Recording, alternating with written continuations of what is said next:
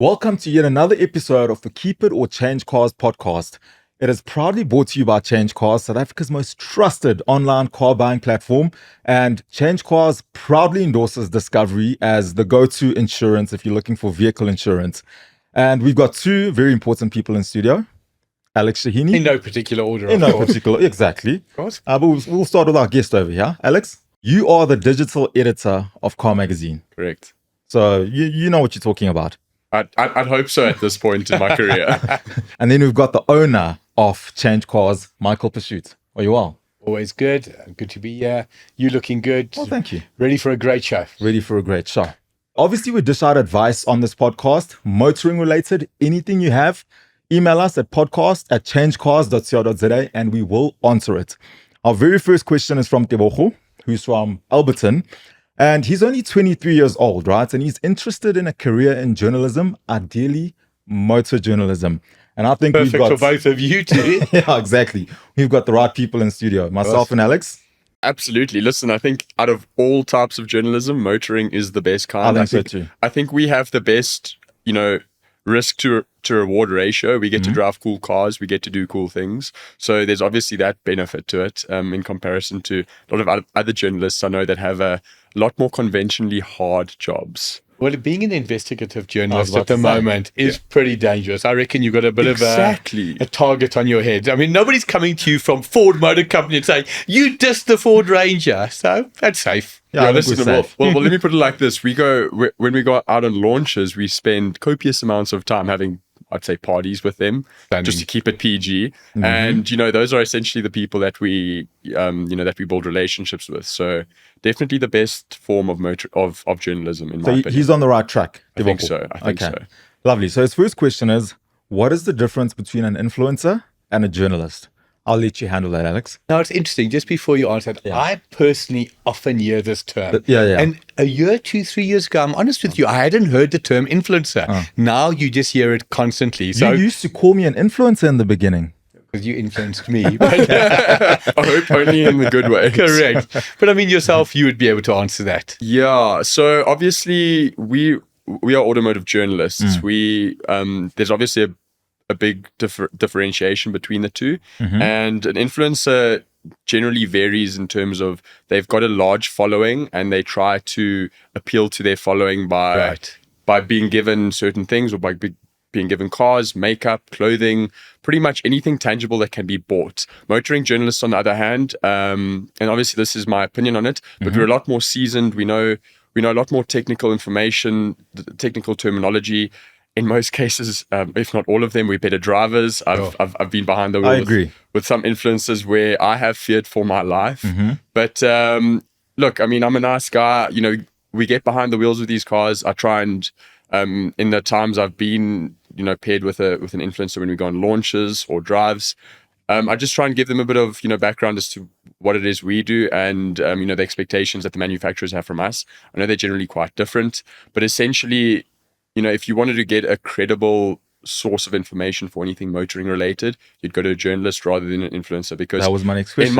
In my opinion, an influencer is more susceptible to be biased because they are being given something tangible to be exactly, and sometimes they're being, which obviously makes them more likely to be biased towards the manufacturer that they're giving. So they might not give you the full truth. They might only give you the pros and not the cons. So if you want something completely well-rounded and an impartial take on a car, the journalist or a credible source of a credible publications where you go. So obviously I'm with Car Magazine, which is the oldest motoring publication in South Africa. 1957. You know your stuff. So he's a walking encyclopedia. I need to call him Carpedia.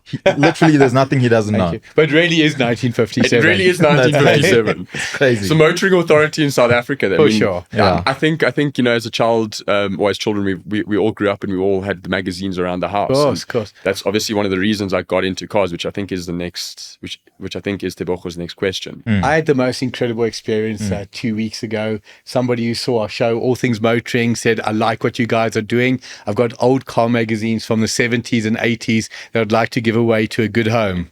I've quickly convinced him that I had a good home. But just talking about the influencers, and again, there's a place for everybody. I think you will agree on that. Yeah. I get the impression an influencer's there to get TikTok views, be funky, Social be media. fun. And again, there's definitely a place, but no question. If I needed an opinion on a car, I'm going to go to, and I use the word seasoned, a seasoned journalist. Somebody like yourself, clearly somebody like yourself, even though you are early 30s, under 30, you know your stuff. How long have you been doing this for, may I ask, Alex? Believe it or not, I've been in the motoring sphere for only 2.5 years now. Wow. So it's been a very short journey, but I've always had a passion for cars, and I believe if you let your passion lead, you will do well. No question. And COVID came around in 2020, and it obviously had a very tumultuous effect on many people's lives. And I was able to pursue this career, which I now find myself in. So. Only 2.5 years to answer your question, but the experience and the memories and the experiences that I've had are worth a lifetime already. And I think the other important thing which you mentioned is passion. So I look at a lot of influencers, people who just come in because the cars are cool. You don't know much about the cars. You don't have a passion for cars. You need passion to do this. You need to know what you're talking about. You need a passion. You need to learn and discover and keep learning about new products. It's not just about a cool looking car that I'm driving. And, right? to build on that, the industry is ever changing. I mean, we're transitioning into an electric future. So what we see now and what we'll see in 5 years' time isn't going to be the same Totally thing. different. Amazing. What Two else did geniuses. Tebogo want to know? So Tebogo also wants to know, are there any major publications in the industry that offer internships for aspiring motoring journalists? Do you know of any? Car Magazine, possibly? Car Magazine do. Unfortunately, they're all filled at the moment, but we normally have, internship programs running. They normally shared on social media. So just keep an eye out if you are. But like, what are we talking about? 25,000, 30,000 internships a year? No, just kidding. Cheap as I wish. Just as a matter- Unfortunately, this isn't Google, but But what is so nice, Tebogo's question, your answer. All the internships are full. Just shows you that there's a genuine desire to get into this industry. Yeah. And that is the sustainability of this industry. That's superb. awesome. But also the Guild has an internship program going. That's true. I don't know and how you it part works. of the you part of the guild. I am. So you're part of the Guild. I'm not part of the guild, but I know you're a pretty big proponent of them, so you know what you're talking about when it comes to that. So they do have an internship program. I don't want to sit on the fence. I'm also not part of the guild. So Tebogo, check that out and see if you come right there. Would love to have you as a journalist one day. Yeah, look, just to build on that, the bottom line is most major publications do have opportunities. You just got to keep your eye. Keep tuned in social media with that. Obviously, they don't come very often. My recommendation would be send your CV and send your documents through any portfolios that you could through to anyone that is linked to that publication. That would probably be the best bet of making those inroads. As a businessman who owns CHANGECARS, I always look, what would I want? So you just spoke about sending your CV. There's no question hundreds of people literally are going to want to get involved. Send a CV. Make a case why you are the best. Outline what it is that you can bring. If you could just be another influencer or journalist, well, we don't need you. Show us what is your talent. Tell us about your knowledge. Awesome, because remember, the important thing here is we get to drive really cool cars most of the time. Obviously, it's not the case permanently, but that means a lot of people want to be in this industry, and obviously there's only I'm with you. You're convincing me. Carry on. Doesn't look like you're doing too badly with your 9 to 5 though. But the bottom line is, the more people that are applying, the more you've got to be able to distinguish yourself and have that unique or that unique aspect that differentiates you from everyone else. But I also think we need to highlight the part that it is a job. It's not just fun and games with cars. There is a job aspect to it. Like your job, what do you do? Well, just context. The time is currently 4:30. I woke up this morning. I spent my entire day behind the computer. There you go. Wow. So once a week, once every 2 weeks, you'll go out to a launch. You'll go do something fun. But for the most part, it's about keeping things ticking over. Whether you're a journalist, an editor, anything in between, it isn't all sunshine and rainbows as you'd see it on Top Gear or as automotive influencers do on YouTube. You look at the incredible publication that is Car Magazine. It truly is an incredible publication. Comes out once a month, if I'm not mistaken, about the 25th of the month. So what goes into that doesn't start on the 24th, the 23rd, 22nd. And it's a lot of pressure. I guarantee you every month You know what the deadline is, and you just make that deadline. It's a lot of And it's pressure. not because anybody's stuck cut or anything like that. What is it? Just so much that can go wrong, so much that goes into it, so much information to process. Well, just to digress very slightly, so I'm obviously the digital side of things, but I do contribute to the print magazine as well, which is obviously a great honor. Like I said, I grew up reading them, so having my name in that magazine is incredible. Of course. I went on their Rolls-Royce Spectre exclusive drive in Franschhoek, and that happened 2.5 months before it went into the magazine. So just going back to the discussion of an influencer and a journalist, influencers and people that leverage social media, they're very, very important in the industry because essentially what they do goes out immediately. Obviously, we do that as well, you know, with the digital arm of Car Magazine. But you know, that news of the Rolls-Royce Spectre or launch that would have happened last week is only going to be in the issue in 2-3 months' time. So that's obviously the inherent issue. But with they warm up the magazine. audience almost for you. Yeah. So I mean that's obviously the full fat article. Nice. You're getting all your information, beautiful photos, stats. So what you're seeing in there is something beautiful, and it's, you know, it's the age-old argument of why read a book when you could have a Kindle, but it's nice when you have the pages of the book and you smell that paper. So in a way, I don't ever believe that you know, print magazines will ever become dead. They might become very thin and few in between, but obviously the world's heading to a very visual landscape. People Also want a to now landscape. Yeah. I want it now. Exactly. I mean, we consume things at an alarming rate to the point where, I mean, you go onto But that's why TikTok Instagram is so Reels popular, and right? TikTok. Of course. You will go on for 15 minutes, and half an hour after you've gone on, you probably won't remember the thing that you've seen. So crazy. yeah, that just linking back to obviously that first question. The interesting about the magazine, for me, you read something online, I really do believe you'll never read it again. You take an August edition of 2016 Car Magazine, it's in the cupboard, it's next to you in the toilet, whatever the case may be, call a spade, and you'll read it again and again. I take it on board much more in print form than I do on Google. And I'm not knocking it. Is it because you paid for it? That's actually true. I don't know if it's because There's I value. pay. There's value in I it. just love the fact that I can relate to it. I see August 2016, Yeah. July 2016, I can relate to that. When I see it now, I can't relate to what I read yesterday or last week. Maybe I'm wrong, but I don't think I'm unique. No, I do. I do agree with that though. All right, so let's get the last one in. Alex, I think this is for you. Any advice that you could give him to help him on his journey, trying to get into the industry as a motoring journalist? Yeah, so I'll just speak from, you know, from my point of view in a retrospective manner, because I've always loved cars. Yeah. My parents told me when I It grew up. doesn't make you a unique boy, It just by doesn't the make way. me, no, it absolutely doesn't. You know, I think there's probably millions of people that love looking at cars. If you didn't like cars, I'd say, no, that's unique. Especially being in this role. Correct. Okay, but differentiating factors aside, you know, grew up, first word I ever uttered was auto, which in Italian means car. And then from as early as I can remember, I'd always been drawing cars. So I was fortunate enough to be able to study after high school, studied industrial design at UJ. And the end goal of that was to eventually become an automotive designer. Obviously, that is an even more niche industry. You really, and in South Africa, the industry is almost non-existent. So, you know, I had that opportunity, and while I was studying, I got exposed to cameras, DSLRs. I used one of my lecturer's camera to go to a track day because I've owned an Alfa since I was, well, my entire driving career.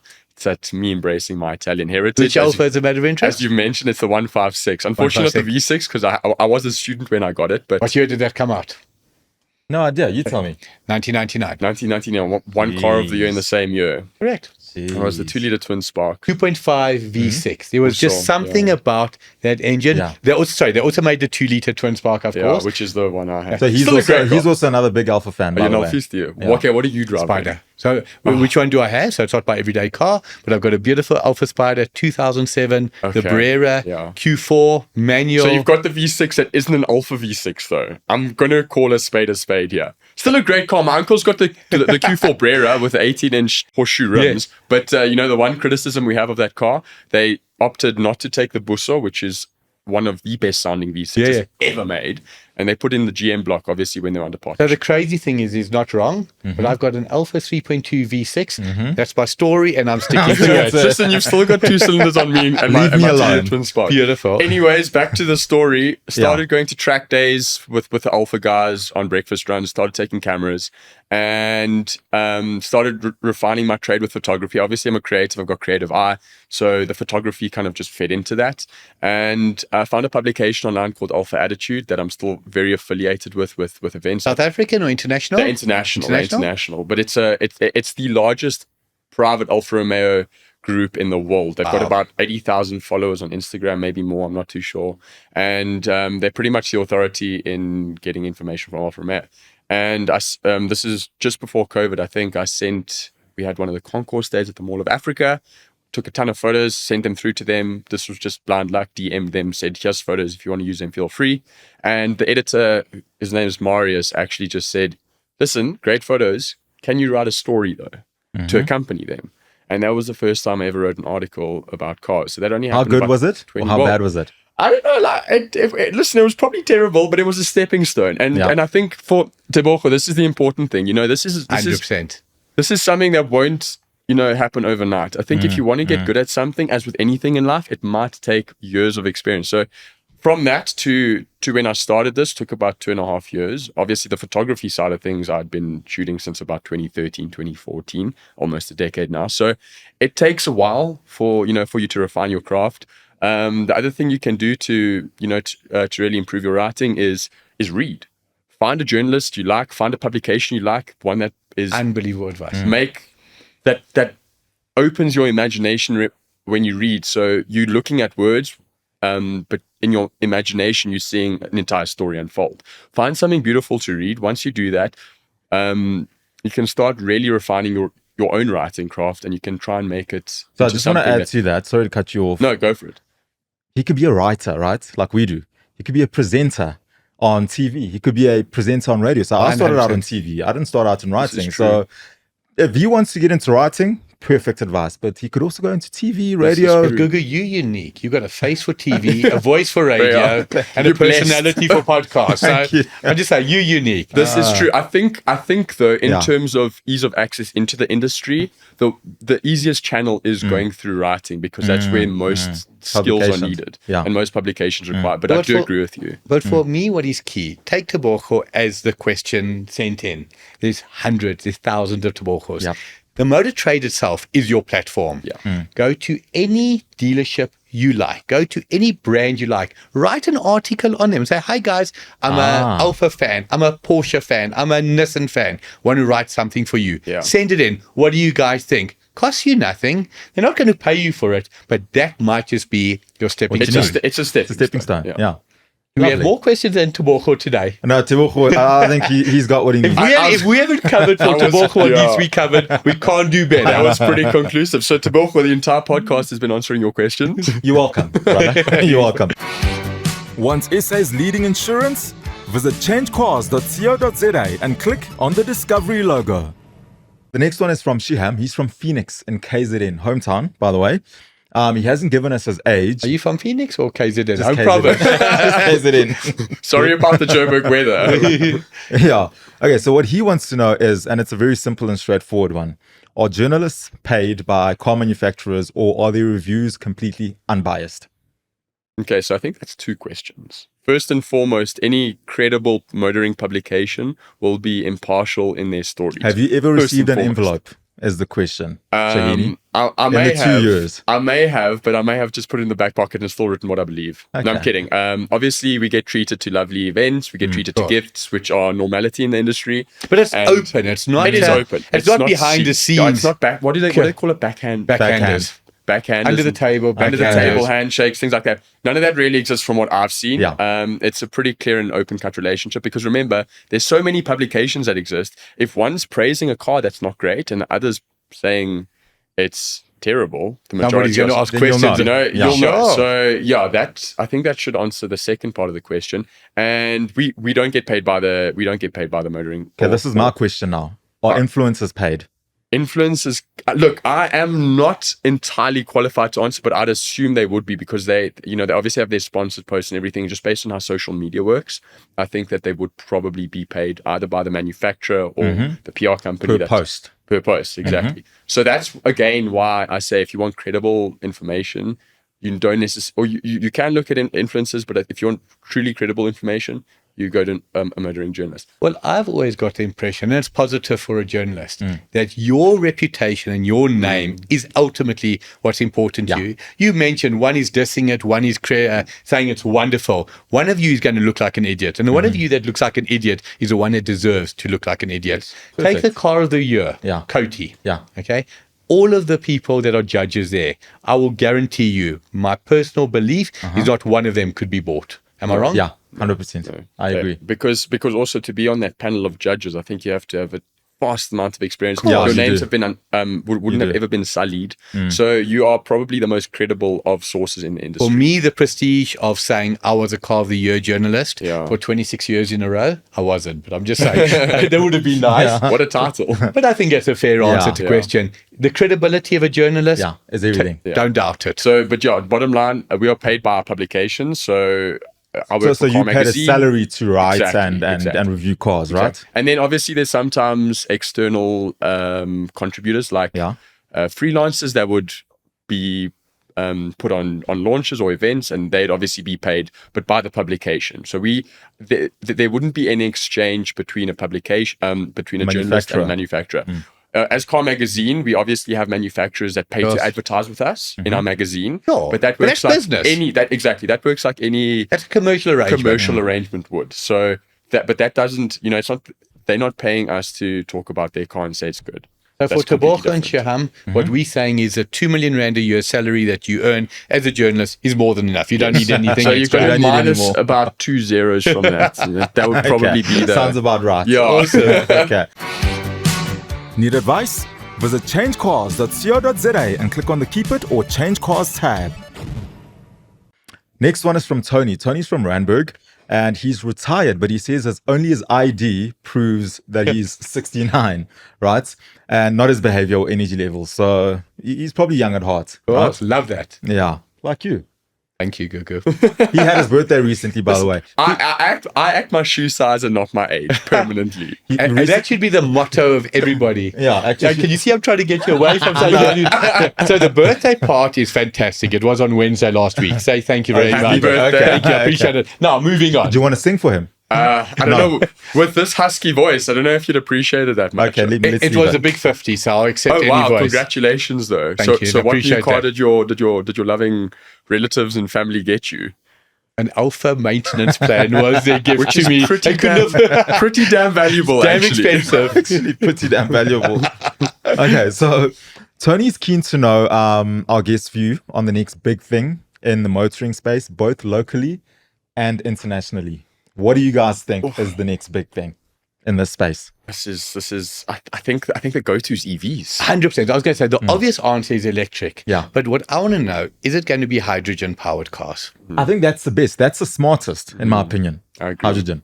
I mean, hydrogen-powered cars, I've never understood what... I mean, again, obviously, I don't know how much power they can generate. So if you ask me my knowledge of hydrogen, exactly zero. Yeah. Okay? I just know you don't want to breathe hydrogen or whatever. No. But hydrogen's got to be... EV is going to be short-lived, I think. I agree. So I'm not a naysayer of EV technology. I just, based on the past few years and how many resources we've been able to extract from the earth, there's absolutely no way we can satisfy the amount of demand with Europe banning all ICE powered cars by the end of the decade. To which I have actually just read before I came in here that they are relooking that, they have that constitution to because there's physically no way. So EVs are still going to be a big thing. It's not fantastic from a petrol head point of view, but trust me, at Google, I think you and I can agree on this. As a commuter car, unbelievable, quiet, easy to drive, and they are so much more economical in terms of obviously they're not using petrol, but if you had to do the cost of electricity per kilometer and how many units you'd spend, they're so much cheaper to run. But hydrogen powered cars, I believe, are probably so what I always say is electric cars are the short-term future, and I think hydrogen is probably going to be the long-term future. And this is still a relatively untapped technology. Believe it or not, EV powered cars have been around for as long as petrol-powered cars. Correct. But the technology Did you know died. that? Yeah, correct. Yeah. I mean, if you go About 100 years ago, there were as many EVs on the road or available. You as look there at were the petrol-powered trams in, and again, in different technology, but you look at the early trams in Joburg, they were electric powered. Electric. Obviously connect Correct. hardwired to the. But what you're saying is they've been around a long, long time. People think EV technology is a 2010s technology. 20 something, yeah. And yeah. I think it has taken major strides over the past decade. No, it but, has. but all I'm saying with this statement is in the next couple of years, watch where hydrogen technology goes, because I think there really is a future there. And I mean, I think Toyota is actually had the focusing on Mirai. that. Yeah. So the Toyota State of the Industry address at Kyalami, they obviously showed South Africa what their year was going to look like, and they brought the Toyota Mirai, which is hydrogen powered. And how that works is it's got an electric motor and a battery, and there's a chemical reaction that happens in. Okay, I'm going to geek out for a moment, Yeah. And I'm under correction with this because I very quickly kind of just try to get an understanding of this, but. How it works is that a chemical reaction takes place with the hydrogen fuel that's refueled into the tank, and that charges the battery, which in turn propels the electric motor, which pushes the wheels forward. So you don't have to plug it into your wall. The biggest problem we have in South Africa is we do not have enough electricity as it is right now. So how are you going to support a grid that has 2 million new car registrations over a couple of years? You don't There's have no way. enough, and the consistency of. It's That's terrible. Absolutely. So hydrogen, they're obviously dealing with the volatility of the compound, but they've made it to chemical, the point. But they made it to the point where you can refuel it now, because I know there were a lot of naysayers saying, it's going to blow up when you try and refuel it. Think about what petrol is, guys. It's flammable. If we could make petrol work, and if we have this massive infrastructure where we've got petrol stations every 5 kilometers wherever you go, then there's no saying that hydrogen power can't work the same way. No question. But you know what's just interesting about, you said the way an electric vehicle drives. There's not a shadow of doubt in my mind that a person today who's 10 or 11 years old, hasn't driven a car, 7, 8 years from now, electric vehicles are going to be the norm. His mom, his dad's not going to be driving a petrol vehicle. He won't have a concept of the characteristics of a petrol vehicle. car. When I drive an electric vehicle, personally, I want to hurl. I detest it. Tell us why. I detest it. You're a pure petrol head. I am a He pure drives petrol. an Alpha Gugu. I mean, that says everything you need to know Come about on. the A man. car for me has got 3 things that I love. Yeah. The way it looks, the way it drives, and the way it sounds. Okay? Any car can look good. An EV can look good. A Tesla looks good. Festival of Motoring last year, I had the pleasure of driving some of the EV cars there, and I'm not going to mention brands because that would be disingenuous to them. Yeah. I detested it. The regenerative, how do you pronounce the word? Regenerative braking. That's it. That's why we got him. Respectfully, I know exactly which brands you drove. Still fantastic EVs though. Nothing against them, but I completely get what you say. It was horrible. Yeah. And that silence, it's just weird. I like silence when I sleep. You don't I have don't like anything- silence when I drive. You don't have anything less than a 6-cylinder in your garage, do you? Don't. Okay, Do I they thought make so. cars that are smaller than 6 cylinders today? Is a 3.2 V6 not the smallest engine on the market? Listen, we're not even going to be talking about cylinders in a few years' time, so Imagine enjoy it that. while it But lasts. you talk about the term sonorous. I Yeah. mean, just the way a V8 sounds, that exhaust. Yes. When you start the car and it's an cold, experience. It's an experience. And it idles higher Yeah. or louder, okay? Yes. Like start an Audi R8 V10 in Yes. the morning, okay? If you're a little bit tired, you wake up You wake up. immediately. It's Yeah. just, you can't be tired. One of my favorite words, Tebogo, if you start writing or if you start presenting, one of my favorite words as an automotive journalist is visceral. I thought you were going to say sonoras. Well, that too. I think they both lend into the same meaning, but it's all about the driving experience. Yeah. And just for context, my car doesn't have back seats; it's got half a roll cage in. It's something that is completely visceral. If someone had to get into it expecting a comfortable drive, they'd get out with a broken back and Sure. hate themselves. But that's what turns you on about that car. For me, that is as good as it gets. I enjoy hearing the sound. I enjoy being connected. I hate disconnected steering wheels that are electronically Yeah, connected. yeah. I want to feel every little bump that I go over the road. When you go on track, every little curb that you hit when you're going around the apex, you want to feel. You want to hear everything that's going on in the car, because essentially that could mean something's going right or something's going wrong, and that could obviously help you prevent an accident from happening or something to that effect. But there's a term going back many years in the aviation industry and in the car industry, drive it by the seat of your pants or fly it by the seat of your pants. You get feedback. You drive an ultra modern, top of the range car. It's just soulless. There's just nothing. There's quality, Yeah. but there's no feedback through the brakes. There's no feedback through the suspension. There's no feedback through the steering. But you know why that is? Because we're a dying breed. No, we are a dying breed. Most people don't want what we want. So BMW cars have changed, right? They're not the driver-focused cars that they used to be. That rear-wheel drive, That engaging feel. No, it's not that. And I had a chat with them and I said, guys, why are your cars like this now? What's going on?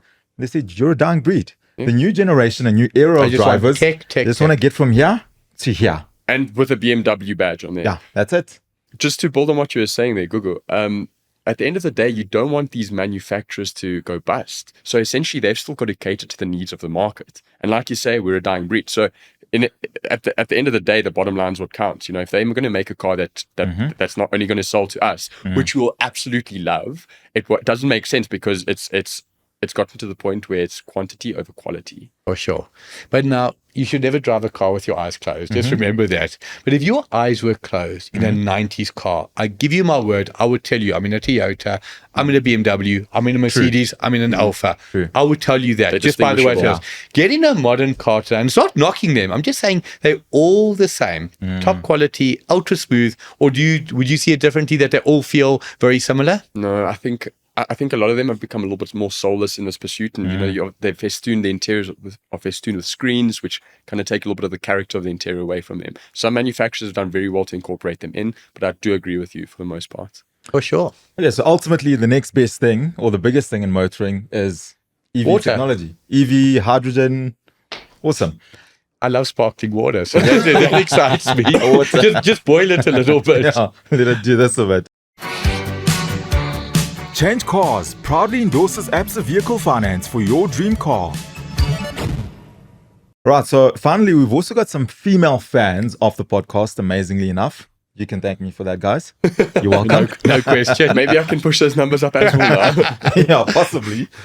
So this one's from Debbie. Debbie's from Kimberley, and she has a super question for us, right? She loves driving in the open road, and that for her is the number one reason why she loves living in the Northern Cape. I've never been there, so I don't know. Debbie wants to know from us what we would consider the best driving roads in SA.